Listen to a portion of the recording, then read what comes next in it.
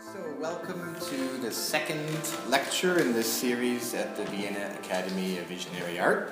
And for this lecture I'm going to be talking about the humanist and hieratic styles. Hieratic basically meaning sacred, and the traditions of sacred art, which I'll explain. And we teach visionary art here at the Academy, and I would like to suggest that visionary art is in fact a fusion of humanist and hieratic styles, and that we have an important role to play in history in that way.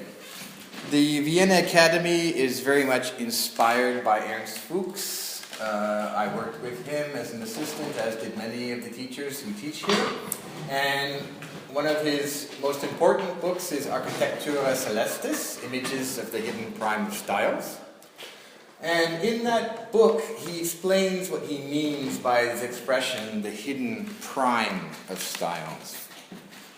So, in Architectura Celestis, Ernst Fuchs realized that behind all temporal and cultural manifestations of the sacred, there lies ein verschollener Stil, which is to say a hidden, or style. In English is translated as the hidden prime of styles. And he writes, "It is a secret art whose traces I have discovered with almost all peoples in all cultures, but also in nature itself, there where the primeval world appears, like a notion, a memory of the submerged culture from a long-lost past, unmeasured time."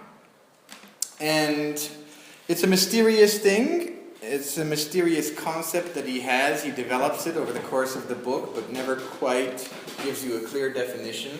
In his art, we can definitely recognize that he's aware of styles from different times and different cultures. For example, he has a knowledge of the classical figure, the contrapposto movement, and is moved through time from classical Greece to the Renaissance, from the Renaissance into Jugendstil until it manifests itself in fantastic realism in Ernst Fuchs. On the other hand, this is also an engraving by Ernst Fuchs, and here you see something much more in profile, much more balanced and so on, and very much influenced by Babylonian and Sumerian art, which is a good 4,000 years old. So he takes influences from different cultures. To give another example, Moses in the burning bush.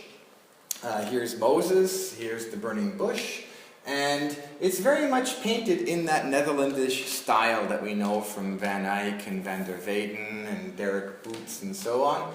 But you have this invisible face of God, and that's very much rendered in a style that I think we would recognize as Buddhist.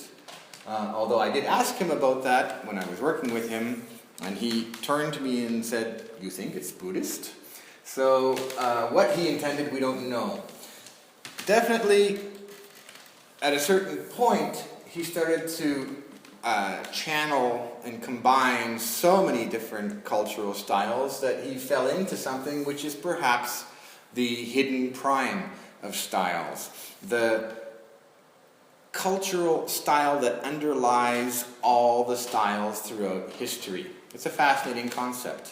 It's like to say that maybe under the spoken language, that English, German, we obviously share certain similarities, French, Italian, Latin, Romance languages, but then you start to go deeper and deeper and deeper. Was there one Ursprache, one primordial language at the source of all languages? He's looking for that Urstil, the primordial style at the source of all styles. I don't know if we can go that far, but in my own wanderings and my own attempts, I've come across this idea that there are definitely two divisions, the hieratic and the humanist styles.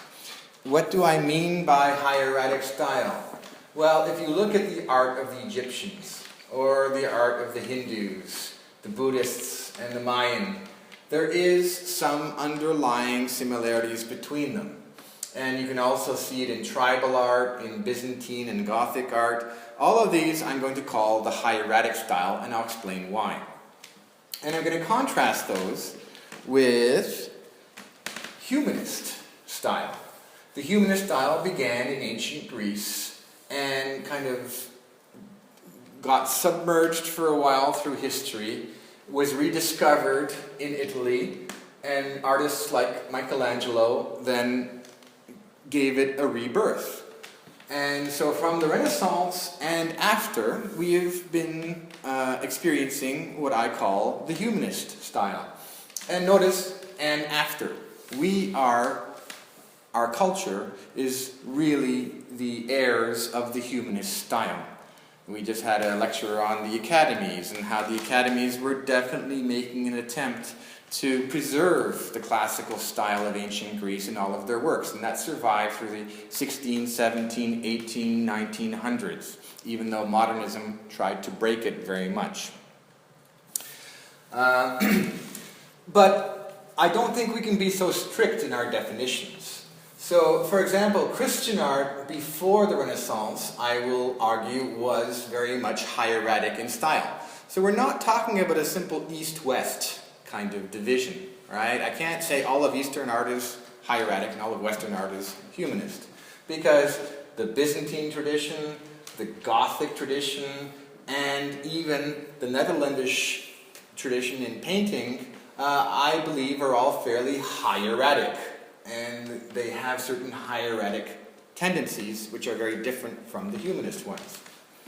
Meanwhile, you look at the art of India, and you can find a lot of movement, you can find a lot of, dynamic expression, but I think that they remain hieratic. And I think they remain hieratic because they're not so interested in expressing a human emotion through those movements. They're playing at the dance of Leela, and Leela being the great, the Hindu expression for everything is nothing but a play, a dream. It's Maya.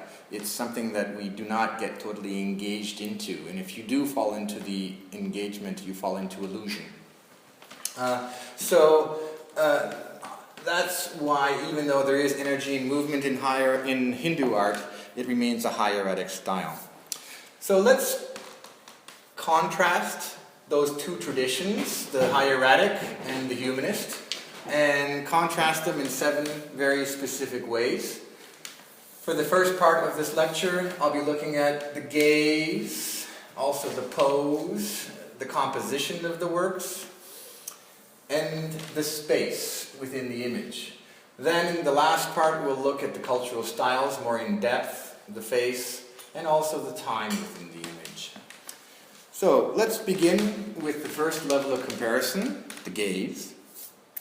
And what I would like to convey with this distinction between hieratic and humanist, and this is my own distinction, is that in a hieratic image, the image offers a fixed point for meditation, to still the emotions and induce a spiritual state.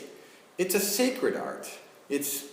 You're supposed to be put in temples, it's supposed to be put in places where we meditate, and it's supposed to bring you to an inner, calm, peaceful place where you can meditate, where you can focus. And so the image is designed to be a place of focus. The image is designed to be symmetrical and balanced and so on. Whereas in the humanist style, what does the image want to do? The image wants to excite the eye, to move around. And by moving around, it provokes strong emotions. And so we look at this image, and our eye moves up and sees her hand and sees her facial expression and so on, and goes back down and catches all these movements and so on.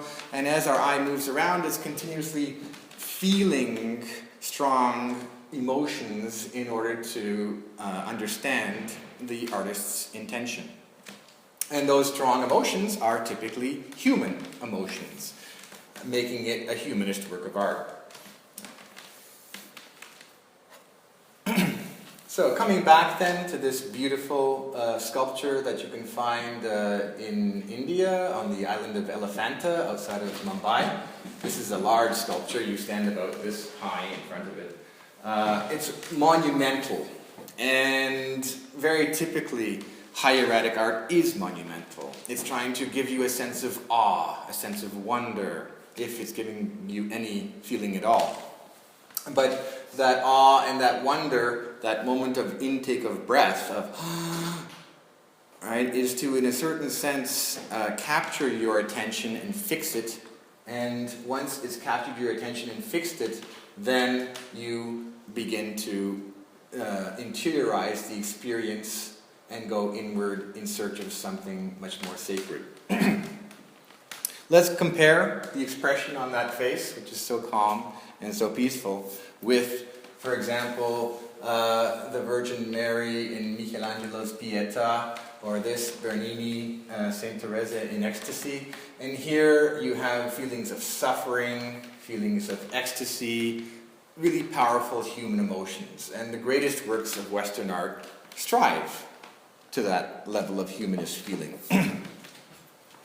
Now, coming back to Christianity, right, I think most people would agree that a tanka painting like this of a Buddha is very much designed with meditation in mind as well as worship. And the structure of the image is such that you have a halo around the head, and the center point of that halo is right around the third eye. And you also have another circle, which the whole composition itself, if you draw a big X, would probably be centered right here at the heart of the figure. Now, let's not forget that Byzantine art exists mostly in Greece, in Russia, in places that are very on the far eastern end of Europe, not that far from Tibet and other places where you have Buddhist art. So it's possible that they were influenced by Buddhist art, and we can see it in certain senses. The way they render drapery is very similar to the way the Buddhists render drapery. The way they gave us just the upper figure of Christ, not the full figure. They decided to give us just the upper figure, with, again, a halo around the head. And in the Byzantine tradition, very often, the center of the halo is right at a point between the eyes. They don't call it the third eye, but it always ends up being at that point. Similarly, if you were to draw an X over here, probably the center of this composition would be here. He's gesturing, but the purpose of his gesture is not to express some kind of powerful feeling. It's a symbolic gesture. He's actually spelling his own name by the position of his fingers. And this symbolic gesture is very much like a mudra that you would find within Hindu or Tibetan art.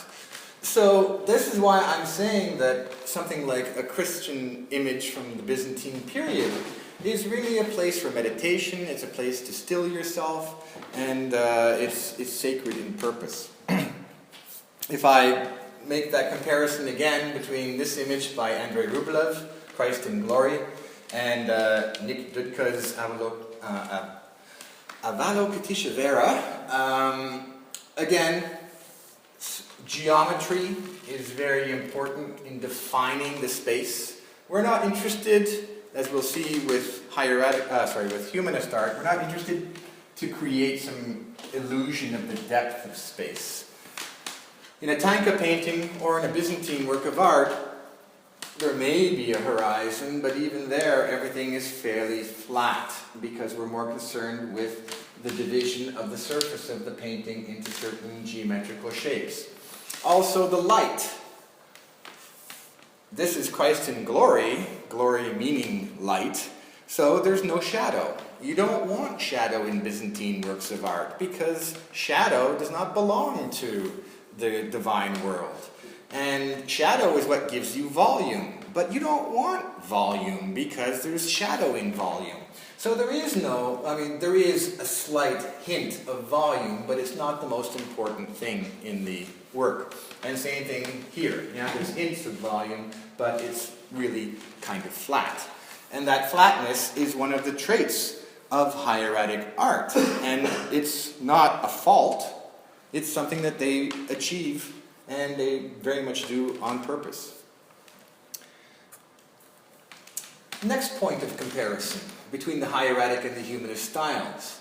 In the hieratic style, the central figure has balance and symmetry. In the humanist tradition, the central figure has a dynamic energy due to the contrapposto movement. And it's still balanced. Sometimes they go off balance, but rarely. Actually, they are striving for balance, but they're striving for a dynamic form of balance. Let's start with the hieratic figure. And now we're comparing something from Mexico with something from Tibet, although it's an English artist who's rendered this tanka. The figure. The figure is basically sitting, and we can see there's a strong symmetry to the figure, and maybe one arm is up and one arm is standing Buddha. Again, the Mayan or Aztec tradition of Quetzalcoatl to archaic Greek culture. And this is called a kouros figure, kouros meaning simply a young man. And they are very much inspired by Egyptian sculpture, where you have one foot forward, but it's not really walking, it's not really standing either, it's halfway between both. And I would argue that the archaic period of Greece was actually hieratic, very similar to Egyptian art. But something happened. And what happened is, from these 2 feet of the kouros figure in archaic Greek sculpture, say from 600 to around 400 BC, suddenly this back heel lifted up. And once the back heel lifted up, all the weight got shifted over to the other foot. As the weight got shifted, the hip went up. This hip went up. Normally the other shoulder comes down. Here it's an exception. And so you get that contrapposto S movement through the figure. And this is essential for humanist art. We'll see that later in this lecture series there's even a development of the contrapposto, that with this statue here you have a very moderate ponderation, as it's called, that the upper shoulders are still pretty much level and balanced, right? But here you get the first movement of the contrapposto. And then as you move to the Doryphoros by Polykleitos, now the movement becomes more pronounced. We don't know if this heel is up, but definitely the heel comes up on this figure, so that you have tension in one leg, relaxation in the other. Tension, he was holding a spear, so tension holding the spear, relaxation in the other arm, right? Shifting tension and relaxation. And that shift of tension and relaxation moves even stronger and stronger as we progress from classical to Hellenistic times in ancient Greek sculpture. This being called by the late Renaissance or Baroque period the figura serpentinata, because it has a serpentine motion as it goes around. Now, let's look at Hindu art. Hindu art actually also defines various types of bend in the figure. There's the abhanga, the tribhanga, the atibhanga, bhanga meaning bend. And the tribhanga is like a 3-part bend, but it's very strong. Whereas the abhanga is a much more slight 3-part bend. And the atibhanga then is an extreme bend in the figure. Is this one stronger in its emotional expression than the other ones? I mean, when we look at the face and what's being conveyed in the face and so on, it's difficult to say, yeah? We would definitely say this woman is dancing, but I don't think we would say that she's expressing emotion of a similar level to, let's say, a sculpture like this, right? That here is very much a humanist expression of emotion. Here, it's a much more kind of deified movement that makes it a dance. So the classical contrapposto then was resurrected in the Renaissance, especially by Michelangelo, and the David statue really has that contrapposto movement, but it's not extreme. It's not a figura serpentinata, which we see happening when he starts to paint the Sibyls and Prophets of the Sistine Chapel ceiling, where now the figures are turning and turning, because he's very much influenced by the discovery of the Laocoon that occurred shortly before. We'll come back to this as one of the most interesting Michelangelo pieces. Next point of comparison in the hieratic and humanist styles is the composition. So, leaving aside the figure by itself and looking at the painting as a whole, and the way it works within the whole composition. In hieratic style, the composition, the symmetry and central point are necessary to induce a state of meditation. In the dynamic composition, the eye is encouraged to move all around the image through the movement, right? And even through the perspective. So let's have a look. This is a wonderful Thai artist, Chalermachai Kostapipat, and I would say there's a lot of dynamism in this image. He's a contemporary artist, and he manages to create these very beautiful dynamic shapes in his art. But he feels constantly compelled that if there's any dynamic movement one way, then that must be balanced by another dynamic movement the other way. And if he's going to put a figure, an animal-like figure over here, then he'll put another animal-like figure over there, right? That all the different movements are always counterbalanced by another movement. So this gets counterbalanced by that. And all of that balancing and counterbalancing encourages the eye to kind of go back and forth, back and forth, back and forth, until it comes to that still point at the center. That the eye will not get stuck down here for very long. It will ultimately find its way back to the center as the point of meditation. And that's what he's trying to do, is still your eye into that point of meditation. This is an important engraving by Polaiulo, Nude Warriors in Combat. Half of them have headbands and half of them don't. Each one with a headband is battling another one without a headband. The main two being these two over here, but these two struggling with each other, these two struggling with each other, right? And then what we call bracketing figures. He's a bracketing figure and he's a bracketing figure. He's taking the human figure, and not just the movement within a single human figure, but the movement within a single human figure combining with the movement of another figure, so that that movement becomes a cycle. That movement becomes something, the energy that transcends an individual figure and moves into the next figure. And this is very important in Western art. It's one of the things that every good artist had to learn, and when Polaiulo pulled it off, people were kind of amazed. They hadn't seen that before, that you could actually take a figure like the David or the Laocoon and suddenly have it interact with another figure and have that energy circle round. Until you get a painting like this one by Mantegna, where, who has the energy? The energy seems to shift, right? Look at those beautiful feet, as if we're looking at one figure in a stop-start motion, right? And the movement just travels around from figure to figure in the dance. And as the energy and movement travels around from figure to figure, so does your eye.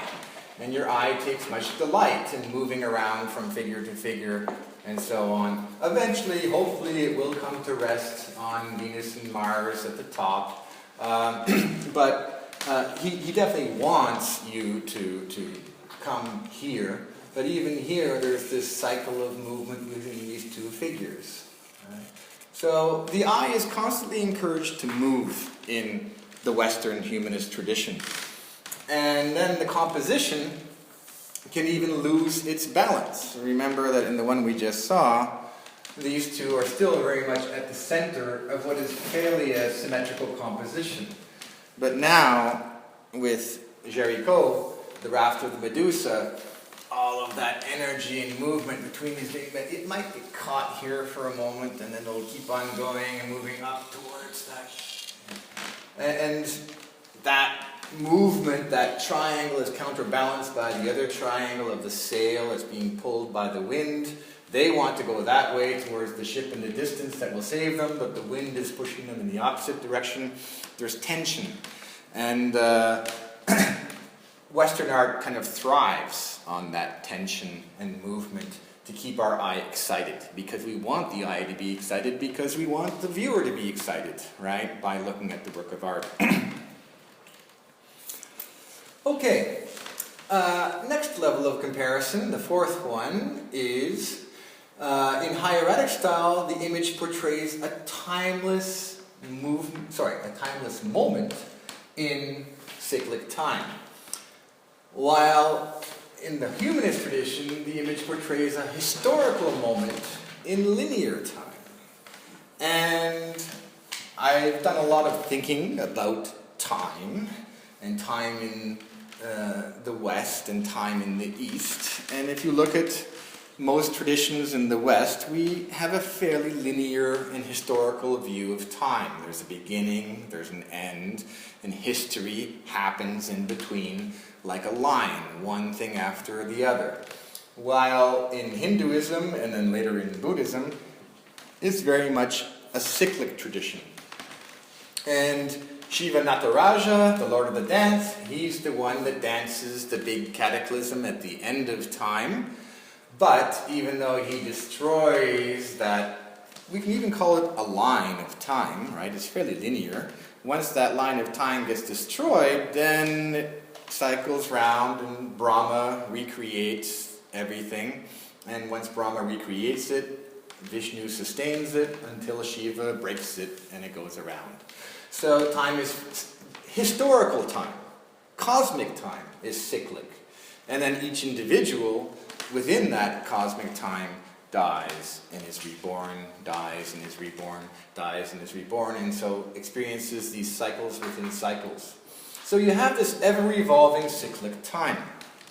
And the point is to find someone like the Buddha who will find that timeless moment in cyclic time, like the center of the wheel, where he's able to break past the structures of time, the conventions of time. Because cyclic time is just a measure. It's just a way of looking at time. And once we lift away the measure, we can experience the stilled moment, that is, the eternally stilled moment. So that makes the statue itself kind of timeless. You know, he's not moving. He's not existing in linear time. He's not existing in history so much. Yes, there was a historical Buddha, but the statue that we're looking at now is not supposed to be a statue of the historical Buddha necessarily.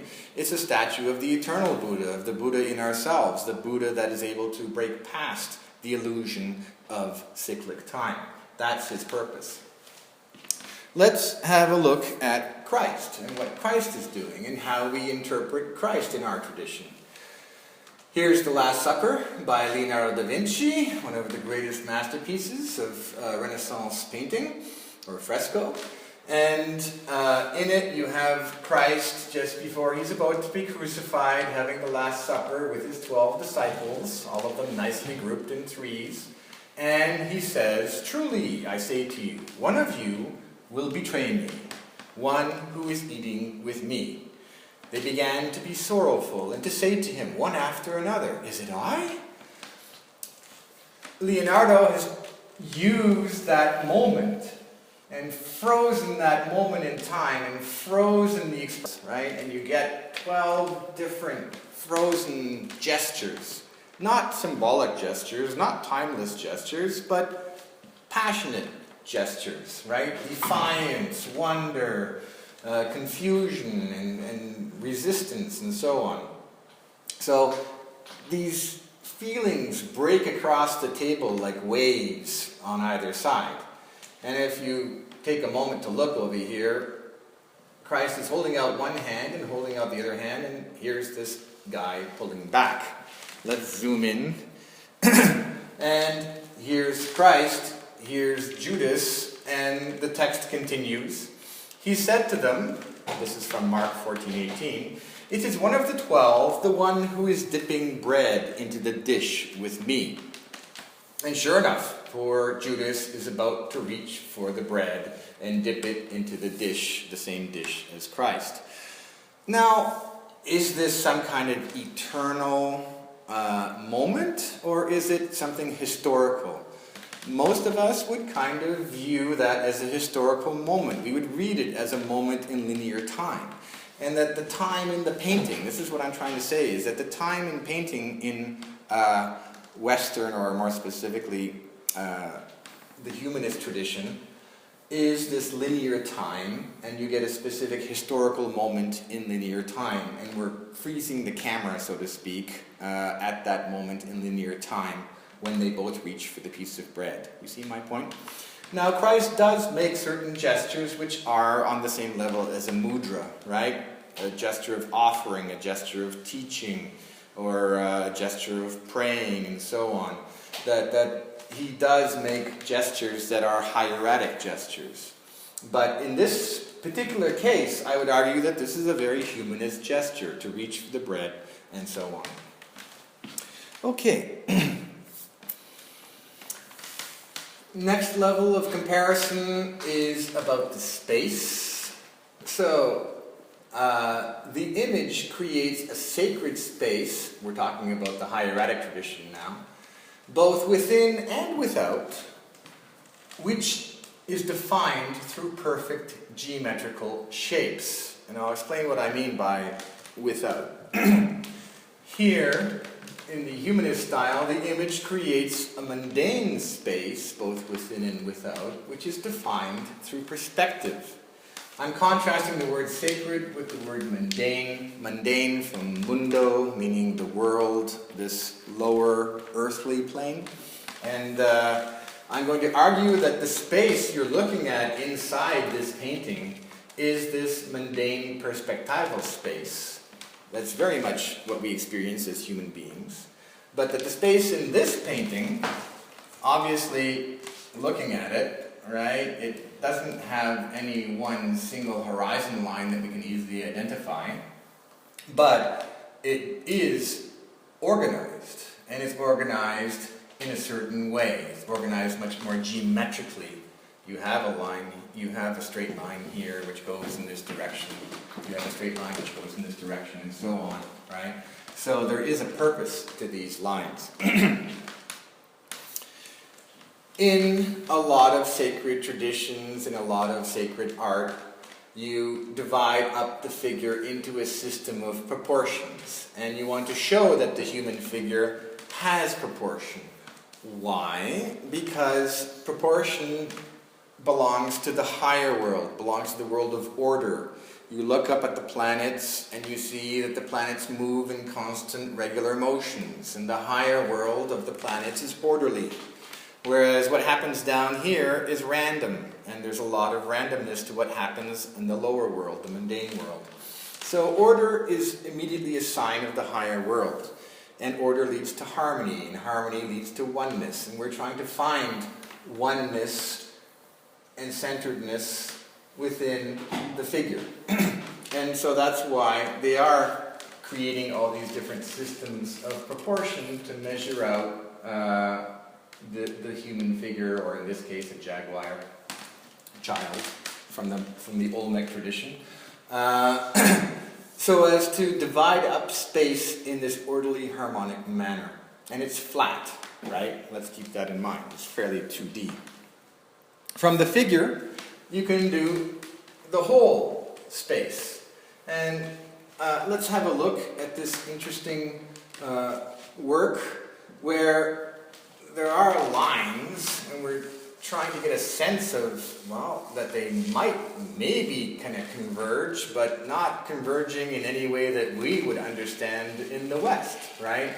I tried to actually superimpose the Sri Yantra on this image, and it doesn't quite work perfectly, but it follows the same logic as a Sri Yantra.